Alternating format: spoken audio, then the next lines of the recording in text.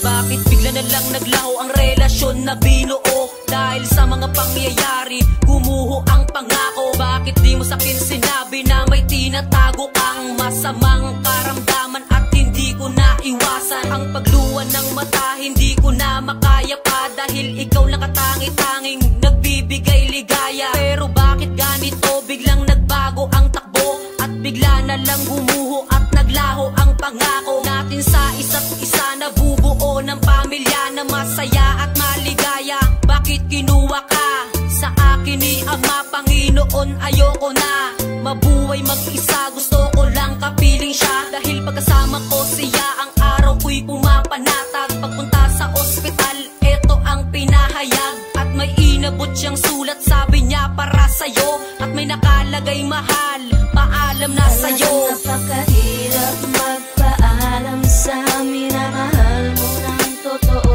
Kung nalaman ko lamang na mas maaga, ay hindi na sana nagkaganito.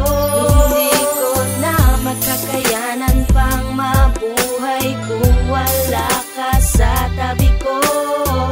Hanggang dito na lamang mahal, paalam na sa'yo. Eto na, kinakatakutan nang makita ang labi mo sa huling hantungan, at ako'y napayo ko. Dahil nang makita ko na ika'y tinatabunan sa sobrang sakit ng aking nararamdaman. Sana naman Panginoon, ako na lang kinuha mo, dahil ako'y nahihirapan sa sitwasyon na to kung saan wala siya at ako'y nag-iisa. Ang alaala namin ay hindi mabubura, hindi na mabubura ang alaala natin dalawa. Pangako sa'yo, kung saan man ako mapadpad, lagi kong iisipin ikaw laging nasa tabi ko. Dahil ikaw lamang minahal ko ng tapat at walang alilangan. Di man sumapat ang pag-ibig natin sa isa't isa, ay binago ng trahedya dahil sapagkat sinubok na ng panahon. Balang araw baka magkita tayo doon sa liwanag, kung saan maibabalik ang nasira nating dalawa na relasyon. Kahit ganun pa man mahal, hindi na magbabago. Eto aking pangako sa'yo, hanggang sa huling sandali ng buhay ko, ikaw pa rin ang iibigin ko.